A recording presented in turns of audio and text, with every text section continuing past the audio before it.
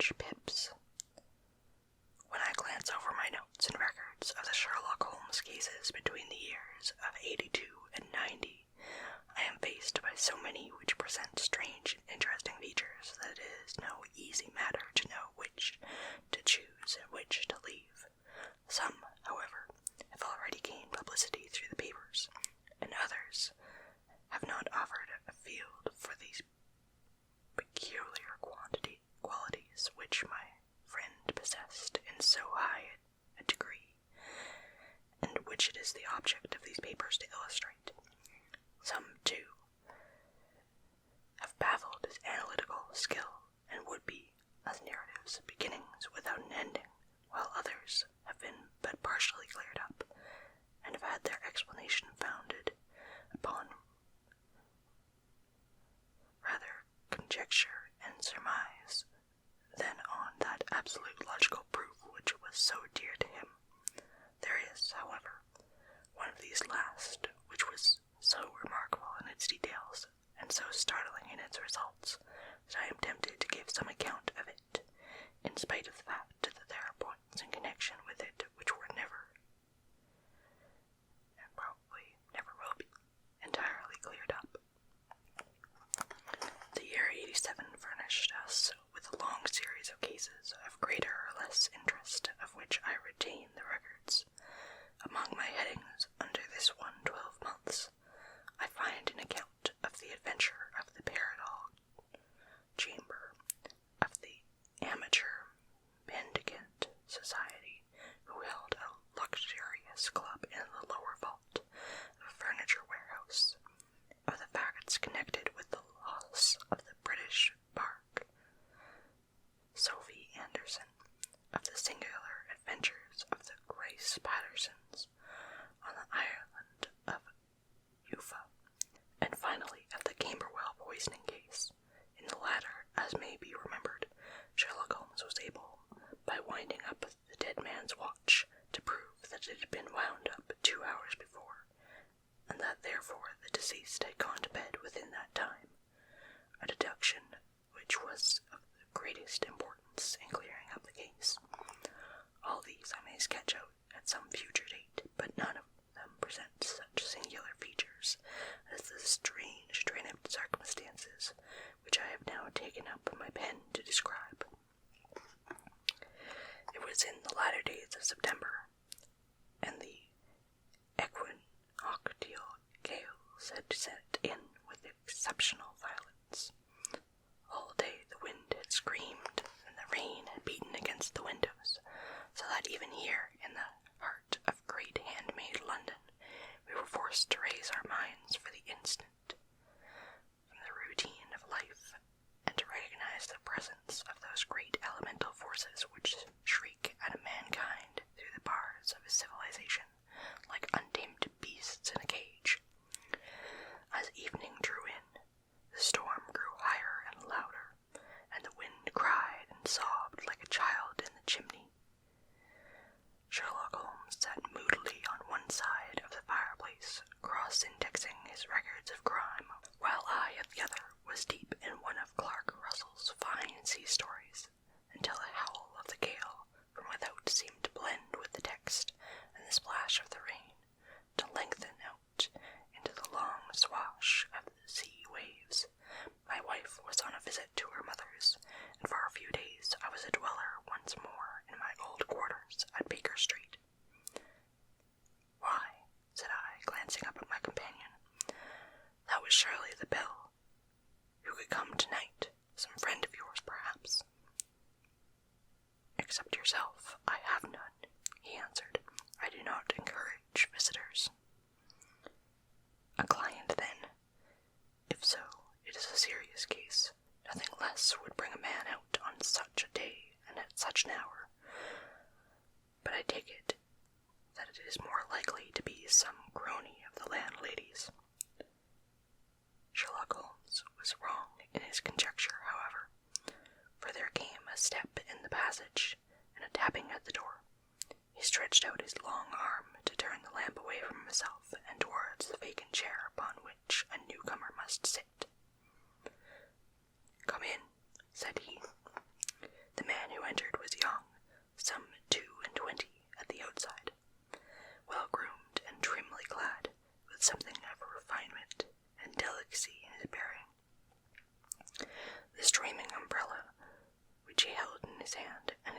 shining waterproof, told of the fierce weather through which he had come. He looked about him anxiously in the glare of the lamp, and I could see that his face was pale and his eyes heavy like those of a man who is weighed down with some great anxiety. "I owe you an apology," he said, raising his golden pince nez to his eyes. "I trust that I am not intruding. I fear that I have brought some traces of the storm and rain into your snug chamber." "Give me your coat and umbrella," said Holmes. "They may rest here on the hook and will be dry presently. You have come up from the southwest, I see." "Yes, from Horsham. That clay and chalk mixture which I see upon your toe caps is quite distinctive. I have come for advice. That is easily got, and help. That is not always so easy. I have heard of you, Mr. Holmes. I heard from Major Prendergast how you saved him in the Tangerville Club scandal. Of course, he was wrongfully accused of cheating at cards. He said you could solve anything. He said too much, that you were never beaten. I have been beaten 4 times, 3 times by men, and once by a woman. But what is that compared with the number of your successes? It is true that I have been generally successful. Then you may be so with me. I beg that you will draw your chair up to the fire and favor me with some details as to your case. It is no ordinary one. None of those which come to me are. I am the last court of appeal. And yet I question, sir, whether, in all your experience, you have ever listened to a more mysterious and inexplicable chain of events than those which have happened in my family. You fill me with interest, said Holmes. Pray, give us the essential facts from the commencement, and I can afterwards question you as to those details which seem to me to be most important. The young man pulled his chair up and pushed his wet feet out towards the blaze. My name, said he, is John Openshaw, but my own affairs have, as far as I can understand, little to do with this awful business. It's a hereditary matter. So in order to give you an idea of the facts, I must go back to the commencement of the affair. You must know that my grandfather had 2 sons, my uncle Elias and my father Joseph.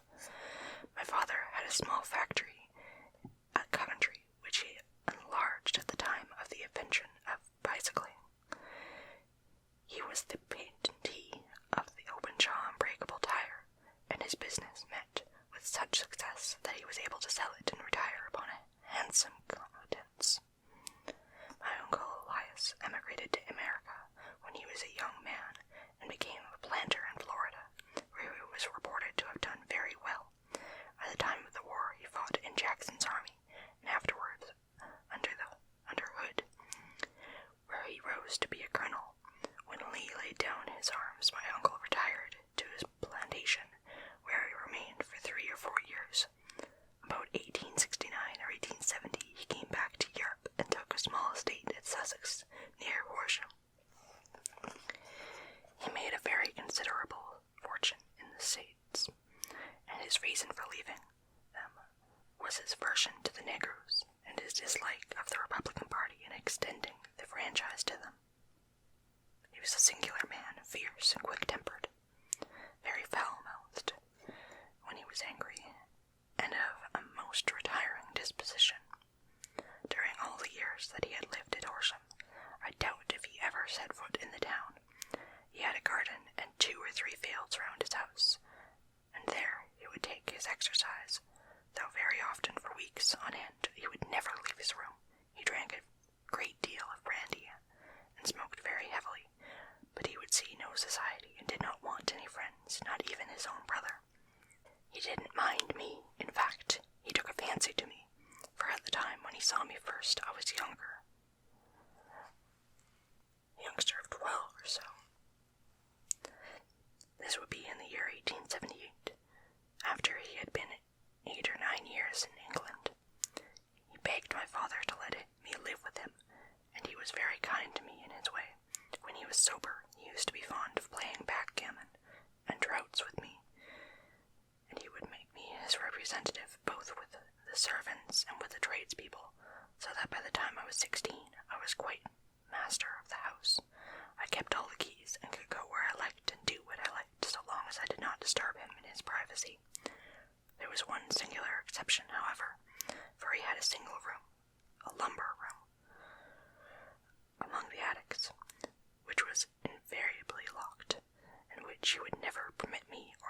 house to enter. With a boy's curiosity, I have peeped through the keyhole, but I was never able to see more than such a collection of old trunks and bundles as would be expected in such a room. One day, it was in March 1883, a letter with a foreign stamp lay upon the table in front of the colonel's plate. It was not a common thing for him to receive letters, for his bills were all paid in ready money, and he had no friends of any sort. "From India," he said, as he took it up. "Pondicherry postmark, what can this be?" Opening it hurriedly, and there jumped 5 little dried orange pips, which pattered down upon his plate. I began to laugh at this, but the laugh was struck from my lips at the sight of his face. His lip had fallen, his eyes were protruding, and his skin the color of putty, and he glared at the envelope, which still held in his trembling hand. "KKK!" he shrieked, and then, my God, my sins have overtaken me." "What is it, uncle?" I cried. "Death," said he, and rising from the table he retired to his room, leaving me palpitating with horror. I took up the envelope and saw scrawled in red ink upon the inner flap, just above the gum, the letter K 3 times repeated. There was nothing else save the 5 dried pips. What could be the reason of his overpowering terror? I left the breakfast table, and as I ascended the stair, I met him coming down with an old small rusty key which must have belonged to the attic in one hand, and a small brass box, like a cash box, in the other. "They may do what they like, but I'll checkmate them still," said he with an oath. "Tell Mary that I shall want a fire in my room today, and send down to Fordham the Horsham lawyer." I did as he ordered, and when the lawyer arrived, I was asked to step up to the room, the fire burning brightly, and in the grate there was a mass of black fluffy ashes, as of burned paper, while the brass box stood open and empty beside it. As I glanced at the box, I noticed with a start that the lid was printed with the treble K, which I had read in the morning upon the envelope. "I wish you, John," said my uncle, "to witness my will. I leave my estate, with all its advantages and all its disadvantages, to my brother, your father, whence it will, no doubt, descend to you. If you can enjoy it in peace, well and good. If you find you cannot, take my advice, my boy, and leave it to your deadliest enemy.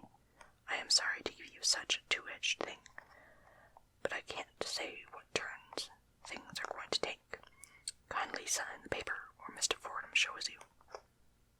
I signed the paper as directed, and the lawyer took it away with him.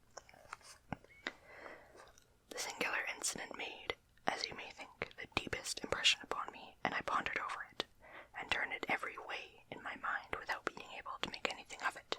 Yet I could not shake off the vague feeling of dread which it left behind. The sensation grew less keen as the weeks passed, and nothing happened to disturb the usual routine in our lives. I could see a change in my uncle, however. He drank more than ever, and he was less inclined for any sort of society. Most of his time he would spend in his room with the door locked upon the inside, but sometimes he would emerge in a sort of drunken frenzy, and would burst out of the house and tear about the garden with a revolver in his hand, screaming out that he was afraid of no man, and that he was not to be cooped up, like a sheep in a pen, by man or devil. When these hot fits were over, he would rush tumultuously at the door and lock and bar behind him, like a man who can brazen it out no longer against the terror which lies at the roots of his soul. At such times I have seen his face, even on a cold day, glisten with moisture, as though it were new and raised from a basin.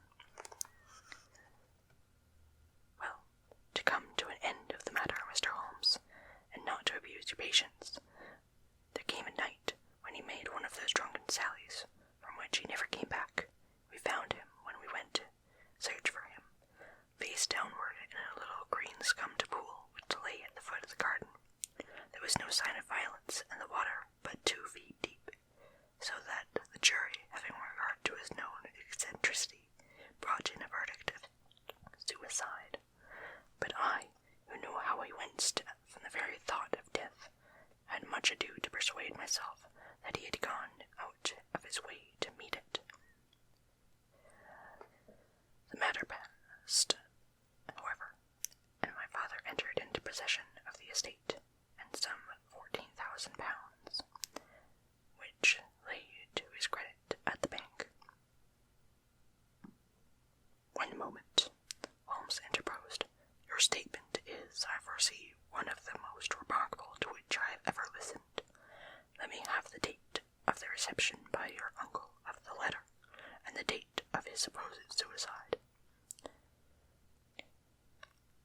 The letter arrived on March 10th, 1883. His death was 7 weeks later, upon the night of May 2nd. "Thank you. Pray proceed."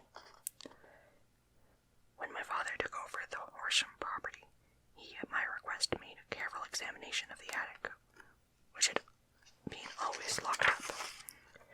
We found the brass box there, although its contents had been destroyed. On the inside of the cover was a paper label with the initials KKK repeated upon it, and letters, memoranda, receipts, and a register written beneath.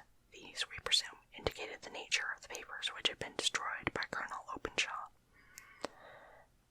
For the rest, there was nothing of much importance in the attic save a great many scattered papers and notebooks bearing upon my uncle's life in America. Some of them were of the war time, and showed he had done his duty well, and had borne the repute of a brave soldier. Others were of a date during the reconstruction of the southern states, which were mostly concerned with politics, for he had evidently taken a strong part in opposing the carpetbag politicians who had been sent down from the north. Well, it was the beginning of '84 when my father came to live at Horsham, and all went as well as possible with us until January of '85. On the 4th day after the New Year, I heard my father give a sharp cry of surprise as we sat together at the breakfast table. There he was sitting, with a newly opened envelope in one hand and 5 dried orange pips in the outstretched palm of the other. He had always laughed at what he had called my cock and bull story about the colonel, but he looked very scared and puzzled now that the same thing had come upon himself. "Why, what on earth does this mean, John?" he stammered. I heard it turn to lead. "It is KKK, said I. He looked inside the envelope. "So it is," he cried. "Here are the very letters, but what is written above them?" "But the papers on the sundial," I read, peeping over his shoulder. "What papers? What sundial?" he asked. "The sundial in the garden. There is no other," said I. "But the papers must be those that are destroyed." "Pooh," he said, gripping hard at his courage. "We are in a civilized land here, and we can't have tomfoolery of this kind. Where does the thing come from?" "From Dundee," I answered, glancing at the postmark. "Some preposterous practical joke," said he. "What have I to do with sundials and papers? I shall take no notice of this nonsense." "I should certainly speak to police," I said, "and be laughed at for my pains. Nothing of the sort." "Then let me do so." "No, I forbid you. I won't have a fuss made about such nonsense." It was in vain to argue with him, for he was such a very obstinate man, that I went about, however, with a heart full of forebodings. On the 3rd day after the coming of my letter, father went away from home to visit an old friend of his, Major Freebody, who was in command of one of the forts upon Portsdown Hill. I was glad that he should go, for it seemed to me that he was farther from danger when he was away from home. In that, however, I was in error. Upon the 2nd day of his absence, I received a telegram from the Major, imploring me to come at once. My father had fallen over one of the deep chalk pits which abound in the neighborhood, and was lying senseless with a shattered skull. I hurried to him, but he passed away without having ever recovered his consciousness. He had, as it appears, been returning from Fareham in the twilight, and as the country was unknown to him, and the chalk pit unfenced, the jury had no hesitation in bringing in a verdict of death from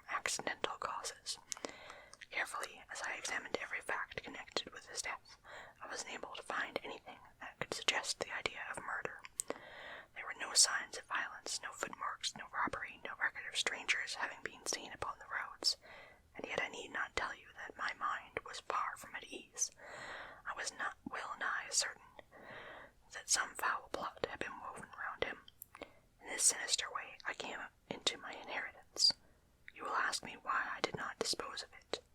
I answer because I was well convinced that our troubles were in some way dependent upon an incident in my uncle's life, and that the danger would be pressing in one house as in another. It was in January 85 that my poor father met his end, and 2 years and 8 months have elapsed since then. During that time I have lived happily at Horsham, and had begun to hope that this curse had passed away from the family, and had ended with the last generation. I had begun to take comfort too soon, however. Yesterday morning the blow fell into the very shape in which it had come upon my father. The young man took from his waistcoat a crumpled envelope, and turning to the table, he shook out upon it 5 little dried orange pips. "This is the envelope," he continued. "The postmark is London, Eastern Division. Within are the very words upon my father's last message, KKK, and then put the papers upon the sundial." "What have you done?" asked Holmes. "Nothing. Nothing. To tell the truth." He sank his face into his thin white hands. "I have felt helpless. I have felt like one of those poor rabbits when the snake is writhing towards it. I seem to be in the grasp of some resistless, inexorable evil, which no foresight, no precautions can guard against." "Tut, tut," cried Sherlock Holmes. "You must act, man, or you are lost. Nothing but energy can save you. This is no time for despair. I have seen the police." "Ah." But they listened to my story with a smile. "I am convinced that the inspector has formed the opinion that the letters are all practical jokes, and that the deaths of my relations were really accidents, as the jury stated, and were not connected with the warnings." Holmes shook his clenched hands in the air. "Incredible imbecility," he cried. "They have, however, allowed me a policeman who may remain in the house with me." "Has he come with you tonight?" "No, his orders are to stay in the house." Again Holmes raved into the air. "Why did you come to me?" he cried. "And above all, why did you not come at once?" "I did not know. It was only today that I spoke to Major Prendergast about my troubles, and was advised by him to come to you. It is really 2 days since you had the letter.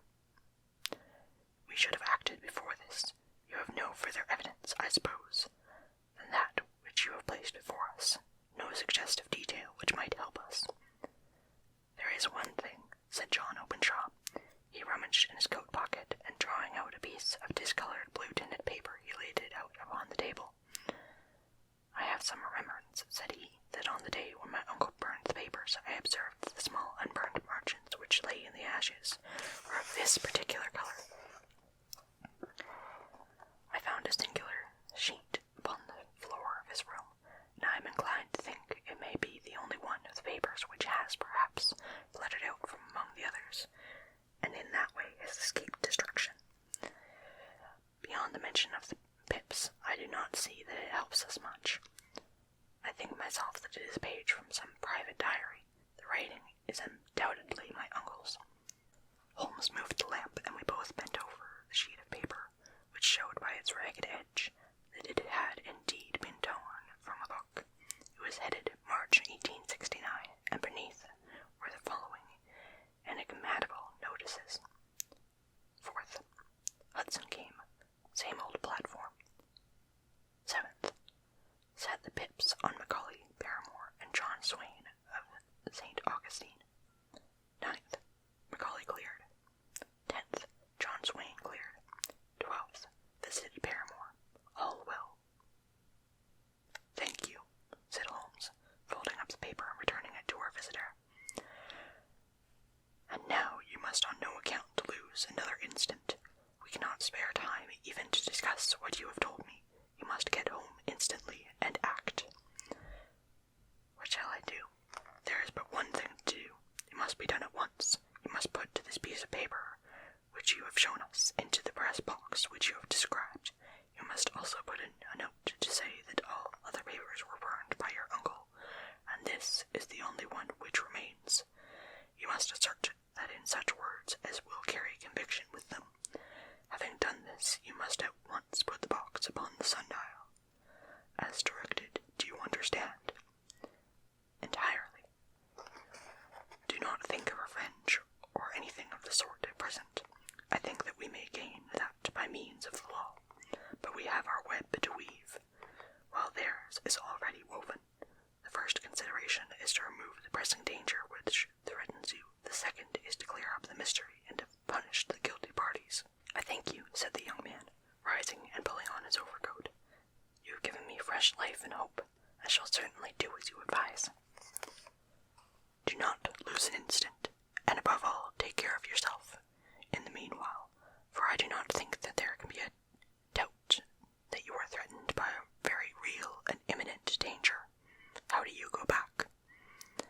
By the train from Waterloo. It is not yet 9. The streets will be crowded, so I trust that you may be in safety, and yet you cannot guard yourself too closely. I am armed. That is well. Tomorrow I shall set up to work on your case. I shall see you in Horsham then. No, your secret lies in London. It is there that I shall seek it. Then I shall call upon you in a day or in 2 days with news as to the box and the papers. I shall take your advice in every particular. He shook hands with us and took his leave. Outside the wind still screamed and the rain splashed and pattered against the windows. This strange and wild story seemed to have come to us from amid the mad elements, blown in upon us like a sheet of seaweed in a gale, and now to have been reabsorbed by them once more. Sherlock Holmes sat for some time in silence, with his head sunk forward and his eyes bent upon the red glow of the fire. Then he lit his pipe, and leaning back in his chair, he watched the blue smoke rings as they chased each other up to the ceiling. I think, Watson, he remarked at last, that of all our cases we have had none more fantastic than this. Save, perhaps, the sign of 4. Well, yes, save perhaps that, and yet this John Openshaw seems to me to be walking amid even greater perils than did Schultes. But have you, I asked, formed any definite conception as to what those perils are?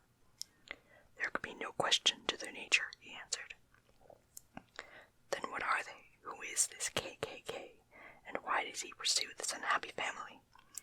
Sherlock Holmes closed his eyes and placed his elbows upon the arms of his chair, with his fingertips together. The ideal reasoner, he remarked, would, when he had once been shown a single fact in all its bearings, deduce from it not only all the chain of events which led up to it, but also all the results which would follow from it. As Cuvier could correctly describe a whole animal by the contemplation of a single bone, so the observer, who has thoroughly understood one link in a series of instances, should be able to accurately state all the other ones before and after we have not yet grasped the results, which the reason alone can attain to. Problems may be solved in the study which have baffled all those who have sought a solution in aid of their senses. To carry the art, however, to its highest pitch, it is necessary that the reasoner should be able to utilize all the facts which have come to his knowledge, and this in itself implies, as you will readily see, a possession of all knowledge, which, even in these days of free education and encyclopedias, is a somewhat rare accomplishment. It is not impossible, however, that a man should possess all knowledge which is likely to be useful to him in his work, and this I have endeavored in my case to do. If I remember rightly, you, on one occasion in the early days of our friendship, defined my limits in a very precise fashion. Yes, I answered, laughing. It was a singular document. Philosophy, astronomy, and politics were marked at 0, I remember. Botany variable. Geology profound as regards to the mudstains from any region within 50 miles of town. Chemistry eccentric. Anatomy unsystematic. Sensational literature and crime records poison or by cocaine and tobacco. Those, I think, were the main points of my analysis. Holmes grinned at the last item.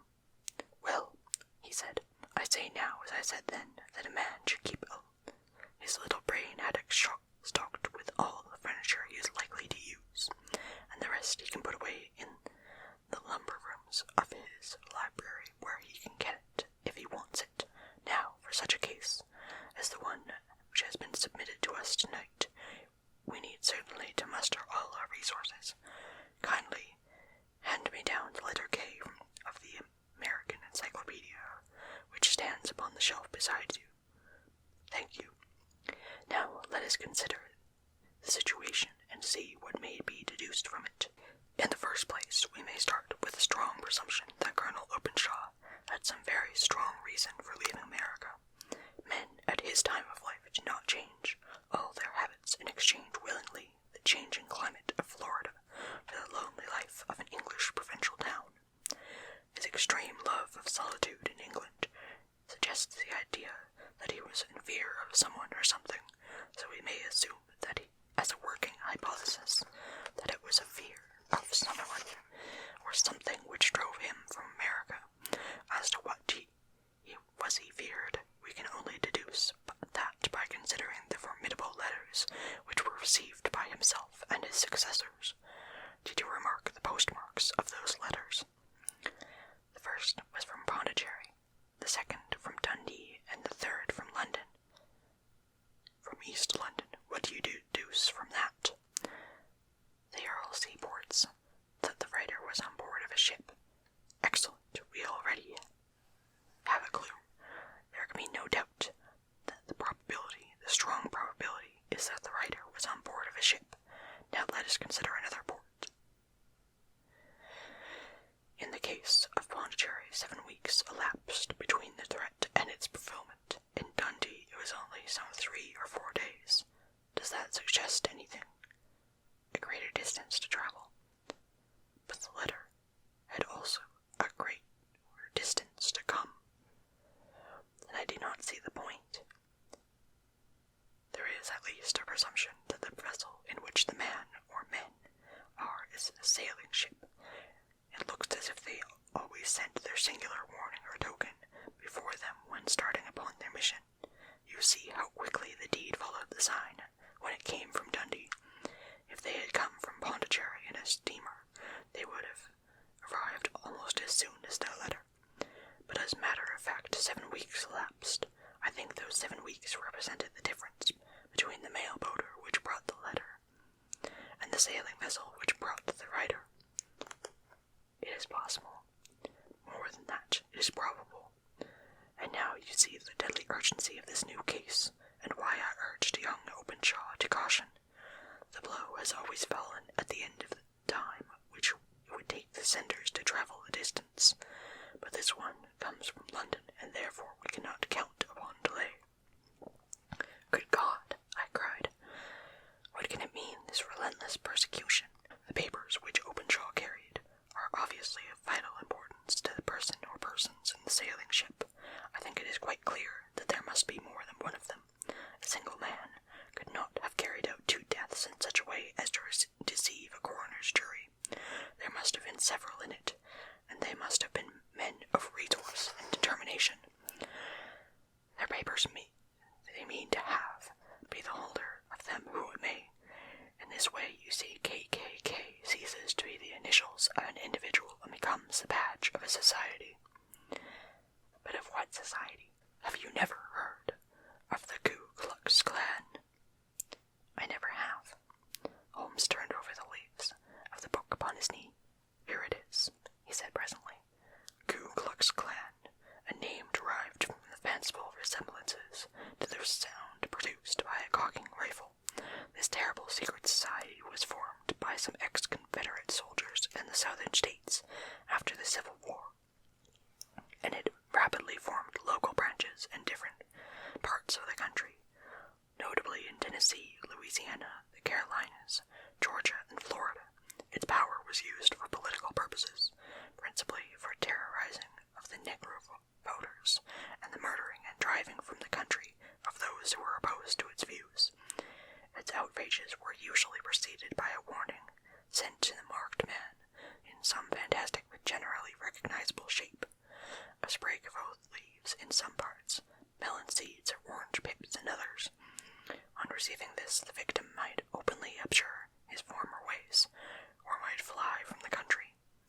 If he braved the matter out, death would unfailingly come upon him, and usually in some strange and unforeseen manner.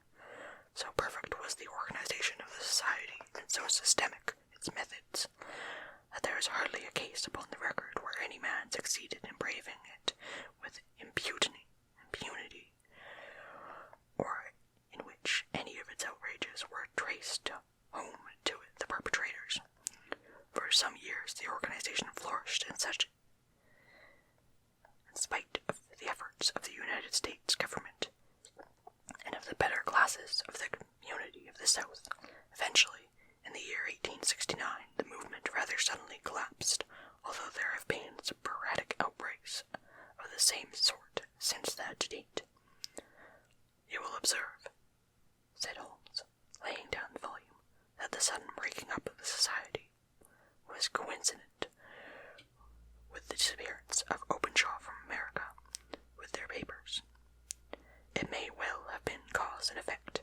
It is no wonder that he and his family have some sort of the more implacable spirits upon their track. You can understand that this register and diary may implicate some of the first men in the South, and that there may be many who will not sleep an easy at night until it was recovered. Then the page we have seen is such as we might expect. It ran, if I remember right, sent the pips to A, B, and C, that is, sent the society's warning to them. Then there were successful entries that A and B cleared or left the country, and finally that C was visited with, I fear, a sinister result for C. Well, I think, Doctor, that we may let some light into this dark place. I believe that the only chance young Openshaw has in the meantime is to do what I have told him. There is nothing more to be said or to be done tonight, so hand me over my violin and let us try to forget for half an hour the miserable weather and the more miserable ways of our fellow men. It had cleared in the morning, and the sun was shining with a subdued brightness through the dim veil which hangs over the great city. Sherlock Holmes was already at breakfast when I came down. You will excuse me for not waiting for you, said he. I foresee a very busy day before me in looking into this case of young Openshaw's. What steps will you take? I asked. It will very much depend on the results of my first inquiries. I may have to go down to Horsham after all. You will not go there first. No, I will commence with the city. Just ring the bell and the maid will bring up your coffee.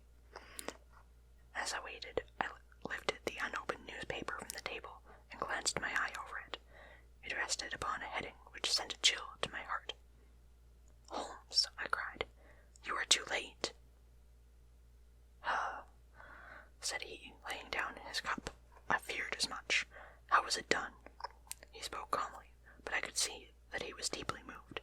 My eye caught on the name of Openshaw, and the heading Tragedy near Waterloo Bridge. Here is the account. Between 9 and 10 last night, Police Constable Cook of the H Division on duty near Waterloo Bridge heard a cry for help and a splash in the water. The night, however, was extremely dark and stormy, so that, in spite of the help of several passers-by, it was quite impossible to effect a rescue.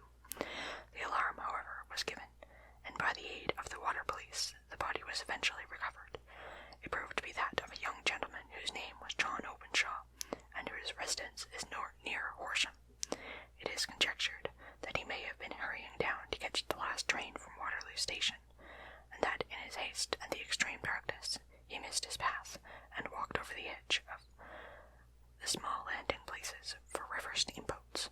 The body exhibited no traces of violence, and there can be no doubt that the deceased had been the victim of an unfortunate accident, which should have been the effect of calling the attention of the authorities to the condition of the riverside landing stations.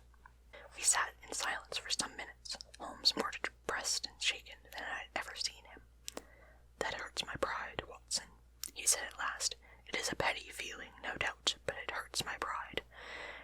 becomes a personal matter with me now, and if God sends me health, I shall set my hand upon this gang, that he should come to me for help, and that I should send him away to his death." He sprang from his chair, paced about the room in uncontrollable agitation, with a flush upon his sallow cheeks, and nervous clasping and unclasping of his thin, long hands. "They must be cunning devils," he exclaimed at last. "How could they have decoyed him from down there? The embankment is not a direct line to the station. The bridge, no doubt, was too crowded, even on such a night, for their purpose. Well, Watson, we shall see who will win in the long run. I am going out now." "To the police?" "No, I shall be my own police.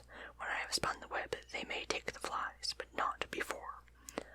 All day I was engaged in my professional work, and it was late in the evening before I returned to Baker Street. Sherlock Holmes had not come back yet.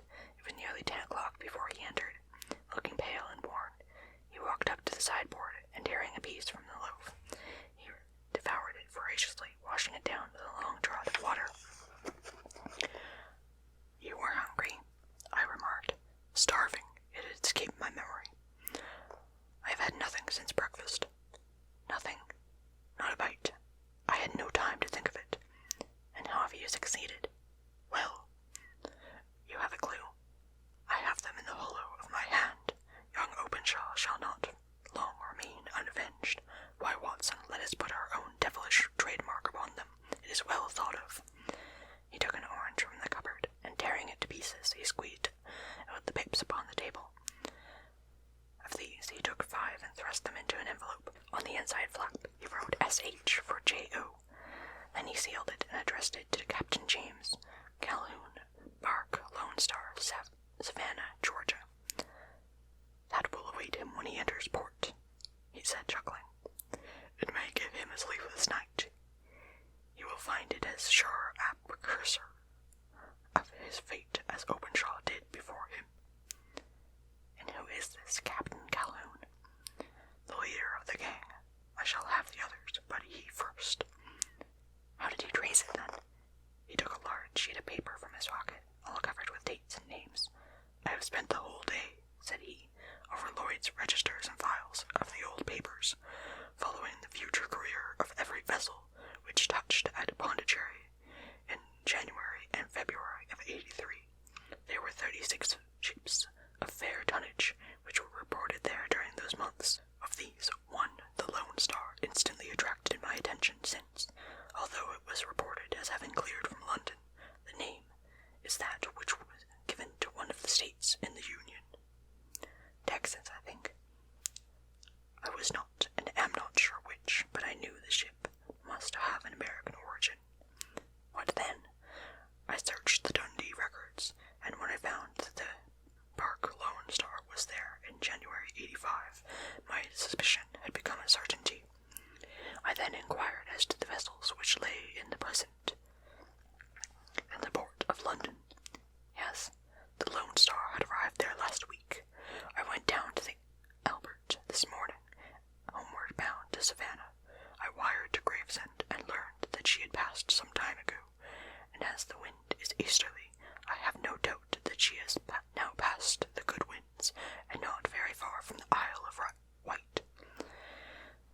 What will you do then? Oh, I have my hand upon him.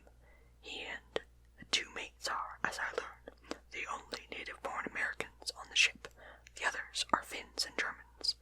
I know also that they were all 3 away from the ship last night. I had it from the stevedore, who had been loading their cargo. By the time that their sailing ship reaches Savannah, the mail boat will have carried this letter, and the cable will inform the police of the Savannah, and that these gentlemen are badly wanted upon a charge of murder. There is a flaw, however, in the best laid of human plans, and the murderers of John Openshaw were never to receive the orange pips which would show them that another as cunning and as resolute